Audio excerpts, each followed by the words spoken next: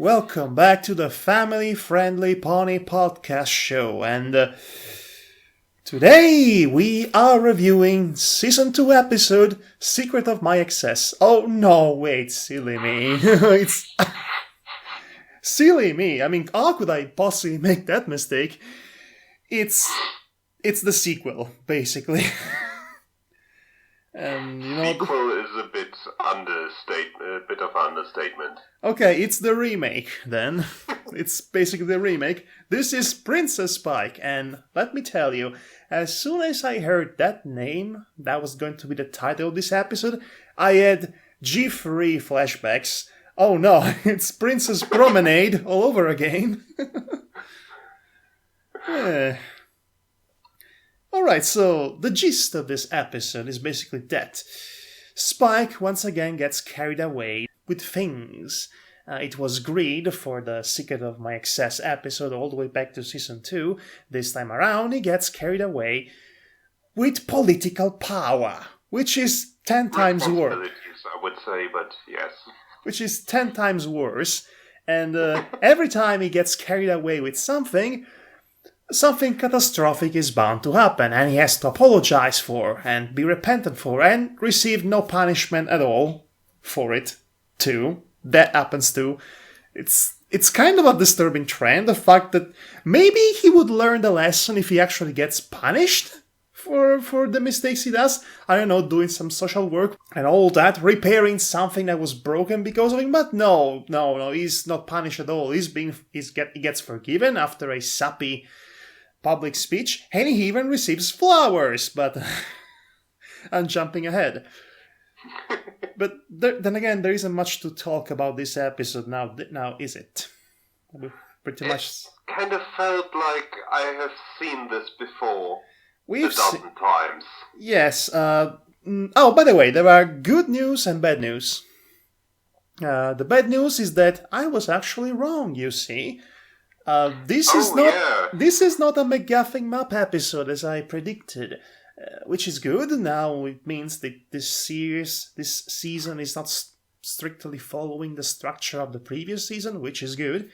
The bad news is it's a Spike episode, and I have nothing. I don't know why Spike episodes are always this.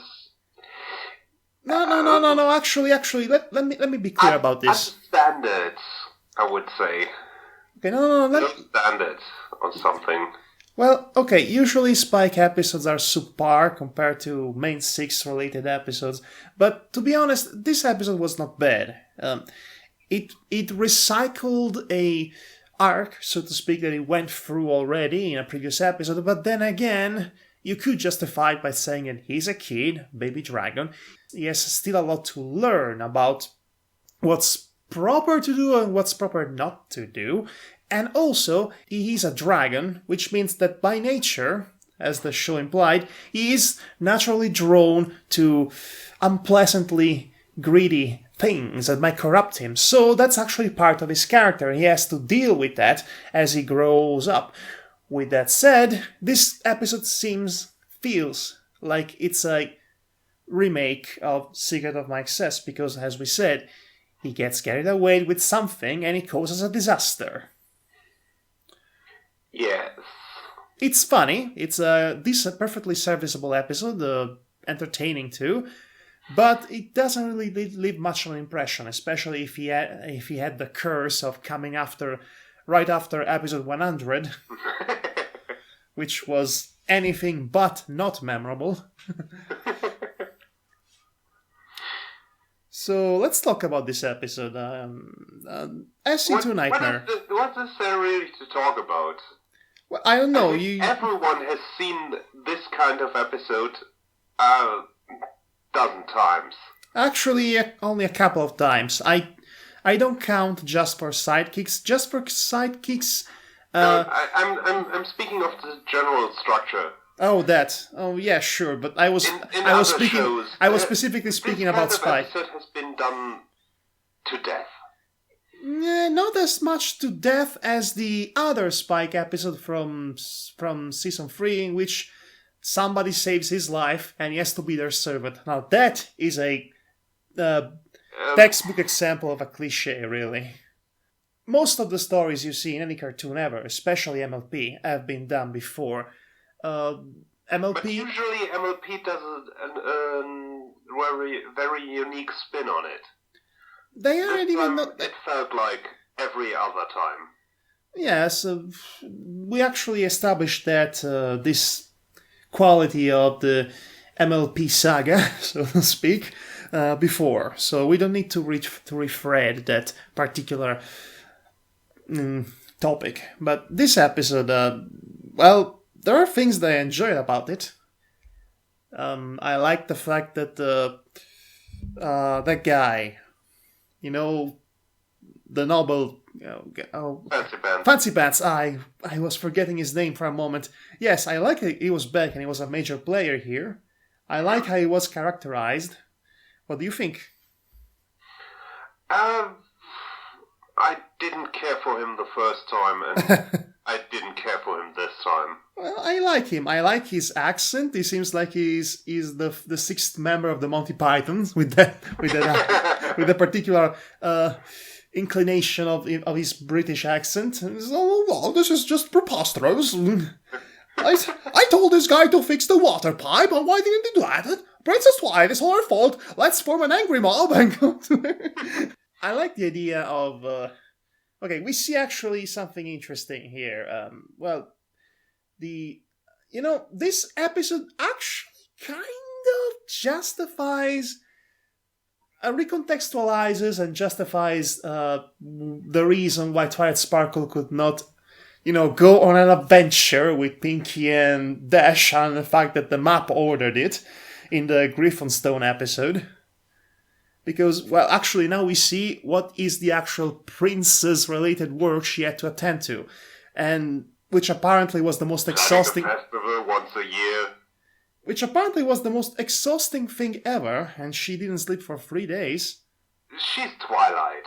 Exactly, she's Twilight. So this job, you have to understand, must have been particularly stressful if even Twilight could not easily handle it. And she needed to... No, I'm saying she's Twilight. She has probably overworried and overworked herself to the point of... which we see in the episode. But then again, you saw how all those ponies constantly wanted to talk to her for the most ridiculous things, like, this guy stole my seat in this hole, so now he's not my friend anymore. You see what she would have to deal with if Spike wasn't taking her role momentarily. So, yes, I think a lot of that... from important stuff to slightly less important stuff to just petty things, would stress out anyone.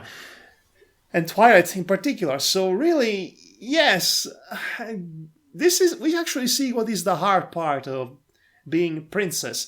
Bureaucracy and political shenanigans and idiots. Exactly, so that's something. And we see that ponies aren't so different from us. Most of them are idiots. Oh, I kind of like the Canadian pony, don't you know? Even though it was so on the nose. That pony reminded me of the cow from... Especially how she said, don't you know? Don't you know? From, what was it? Applebuck season. Don't you know? Honestly, I don't know, so I do not know. Don't you know? So, okay. Cow that was part of the first stampede that almost ran into Ponyville until Applejack stopped them. Might be the same voice actress. I don't know, so don't ask me, don't you know? But anyway, this Canadian accent in particular was so on the nose, or I should say on the muzzle. It was actually so bad, it was funny, in a way. But it was funny not because it thinks it's funny because it was so bad, because it thinks it's funny, that it actually becomes funny. Do you get me? Don't you know? Yeah. Don't you know? Yes, and I like different designs for different ponies from different regions of Equestria, and also the presence of griffins who weren't jerks. So that gives the land of Equestria a bit more of a variety in terms of people inhabiting it. Yes. That one pony that was upset with his seat, wasn't that the one in the thanks for the memories? But what was his name? You have a better memory than I do because I don't remember him at all. And I'm drunk. So that's saying something. By the way, guys, he's German and he's drunk. The first thing that I think about when I think of Germany is beer, for some reason. How could that be? Speaking of stereotypes, I mean, we're dealing with stereotypes, national stereotypes. The Canadian pony, the New Yorker pony, who, for some reason, his accent was less on the nose than the Canadian one. Then again, I have a hard time distinguishing different English accents. I've been training myself by watching wrestling in order to distinguish different accents. Because, when you play an ethnic character in a wrestling program, they tend to push over their accent and their ethnicity up to 11. So you cannot be absolutely mistaken as to what they are supposed to be. That's how stereotypes work anyway. So most of the time I can distinguish between English and so British and American, but all the others kind of hard for me. The British and the American would be the most obvious distinguishing. Australian I can also distinguish. Oi, mate! We should totally do the rest of this episode on talking like this, mate. Because I'm Australian. Australia, mate. I'm Crocodile Madhog Dundee, man. Mate, and I'm talking about this Canadian pony which is so totally disrespectful to their Canadian country, mate. I'm telling you, mate. Okay. If you say so. I'm feeling this podcast because I already ran out of things to say about it. Well, okay. Oh, actually, no. Cadence was in this episode, and she actually played very well the voice of reason kind of character. And that's about it. She was there. Spike, are you sure Princess Twilight actually wants you to do this? Are you sure you're not doing this political power that you borrowed from the princess, telling people what you want them to do on behalf of the princess? Because that's how politics work, actually. And are you sure you're not doing this for your own amusement, little dragon boy? I read your book! And that's, yes. The Power in Me, written by Spike the Dragon.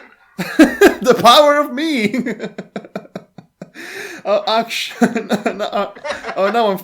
Now I'm picturing Spike as some sort of a motivational guy from Tom Cruise in the movie Magnolia, and he's like, worship the dick, tame the cunt. No offense. That's what he says, more or less.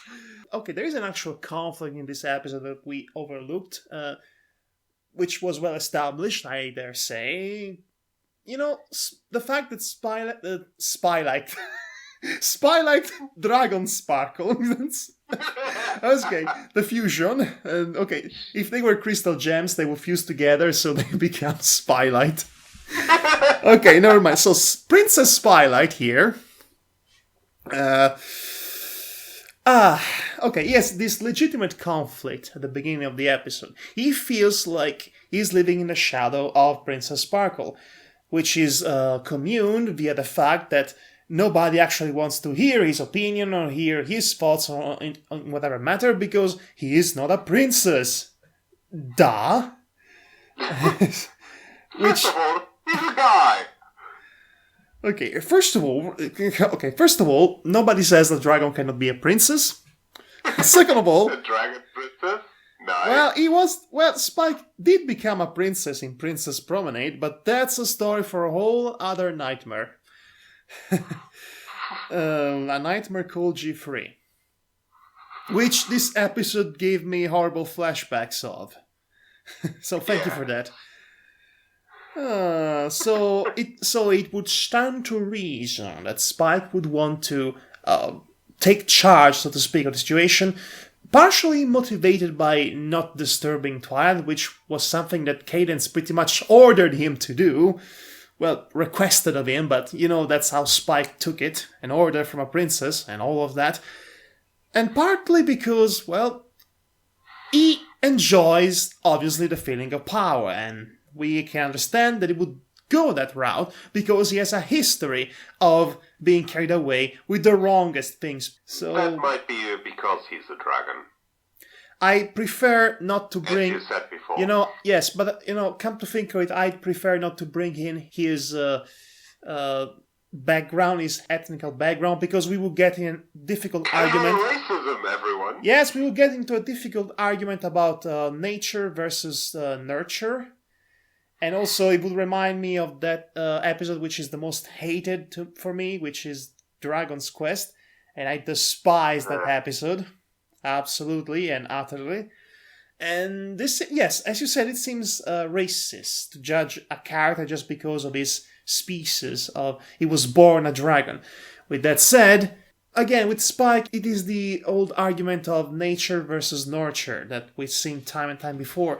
And it's problematic with him especially. I'm sorry to say, but when this argument is brought upon with this character, it makes for the best Spike episodes. And it's sad because it's basically recycling the same point all over again. Well, actually, no, I'm being unfair. Those two last Spike episodes from Season 4, Manifestation, Annihilation, what was it again? Imagination, Manifestation. Inspiration, Manifestation. Inspiration. That was a great episode, mostly because it has... Rarity went insane.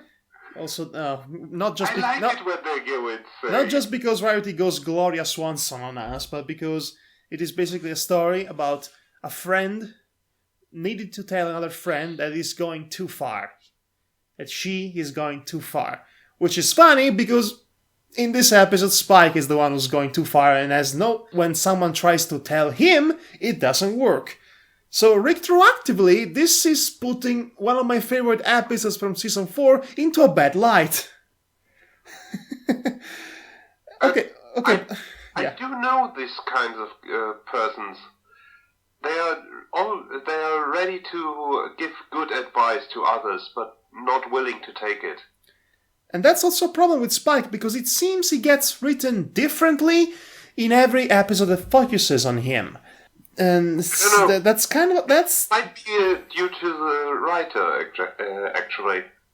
You know which writer did which episode, but... Honestly, okay, I'm going to be honest with you. I think the Spike we saw in Inspiration Manifestation and also Equestria Games is the best Spike that was ever written, to me personally.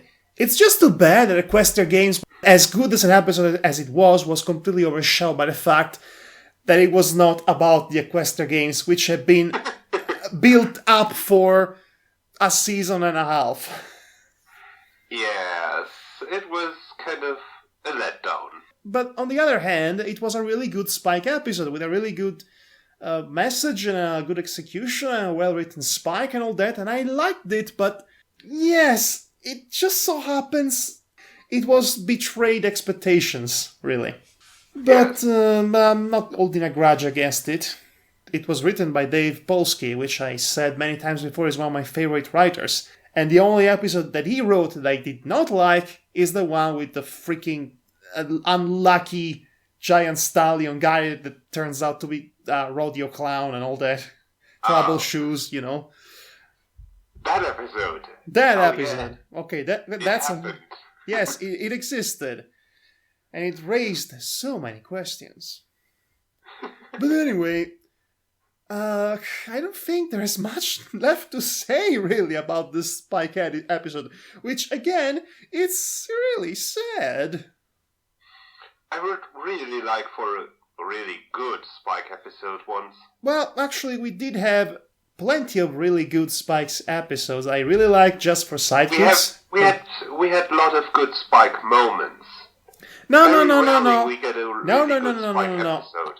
I would disagree with you. Spike had a fair few of really good episodes. Just for Sidekicks, I really loved that episode. Inspiration Manifestation, as I told you, is a really solid and well-constructed episode. And again, even Equestria Games, if it wasn't for that particular detail, that's not the fault of the episode itself. As a standalone episode, it's really good, but as an episode that's supposed to be put at the end of a much-anticipated build-up, that's where it falls. And also, Secret of My Excess was a good episode. It was so good, they needed to recycle it, apparently. And there we are. Secret of My Excess, I liked it because... It turns into a giant Godzilla dragon. Right, I'm a huge Godzilla fan, and well, it was just too good. I'm actually glad that they did not recycle that part, because it would have been way too obvious at this point. I hear a sound in the background. You do? Yes, music of some description.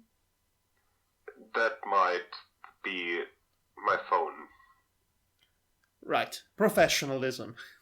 Yes! Okay, so with that said, Hey, it's the My Little Pony mobile game, okay? It's topical. It's topical. Why would you buy a My Little Pony mobile game? I thought you had a life. You went out with friends to get drunk. You don't. So? That doesn't make any sense. How can people with life play the My Little Pony mobile game? That doesn't make any sense. It's confusing. Reality is crumbling before our very eyes. I have to spend about 120 more, 20,000 more bits to get Prim Hamline, okay? Let me play.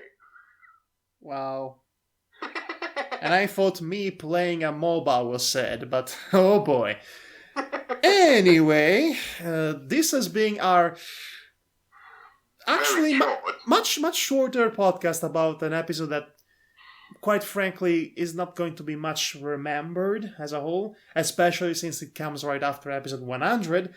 And oh boy, that episode is going to be remembered for a long time. Maybe it was good that this is not a very good episode. Imagine this was a good episode. Most people would forget it because episode 100 happened. You know, that's a fair point. I'll give it to you. So, by that logic, next week's episode will be the greatest thing ever made. Not exactly. Well, hopefully. Well, at least I know it's not going to be a Spike episode, so that's one thing we have to look up for, I guess. Okay, so with that said, yes, end of the podcast. This is a perfectly serviceable episode, decent, well-paced, funny at points, not particularly memorable, but good. Okay, it was okay overall, just okay. It's not a bad episode. No, absolutely. Good as it is, as we have come to expect from the show. Actually, this is slightly below average from what we come to expect from this show, but that's mostly because after 5 years, we have high expectations for every new season, every new episodes. And when we actually do get surprisingly extraordinary things, like the pilot episode, or the Rainbow Dash goes through the 5 stages of grief episode, or the 100 episode, then inevitably we're going to have higher expectations for every episode, really. So when we do not get an episode that's up par with our expectations of the show up until this point, inevitably we're going to feel a little bit disappointed. But then I just remember, I have to watch Steven Universe, so who cares about this? So yeah, what I'm saying is that we love MLP, but let's be frank with ourselves, there are better cartoons out right now. As of late, definitely much more mature, much more complex and emotionally fulfilling cartoons to be found. This is actually a very good time for cartoons, I've noticed. But anyway, enough with this. We don't have anything more to talk about. We finished talking about this episode 10 minutes ago, more or less. So, thank you for joining us, everybody. This has been Madhog the Master. And I'm SC2 Nightmare. We'll be seeing you next week for another brilliant episode of the Family Friendly Pony Podcast. Hopefully. That is going to be brilliant. And hopefully you will not have as high expectations for our podcast as you have for each and every episode of the actual show. So we cannot disappoint that way. Yes. You should have no expectations at all. No expectation at all, don't you know? Eh? Canucks? Don't you know? We're sorry for Quebec? Might? Alright, mate. Good night, everybody. Good night. And at this point, you should do you should talk like a stereotypical German accented English-speaking guy. Mad scientist. He's like, Gute Nacht, meine Freunde. Yes. Deutschland über alles. Deutschland, Deutschland, über alles in der Welt. Bitte schneid das raus. Please cut this out. Oh, I'm keeping all this in. Oh,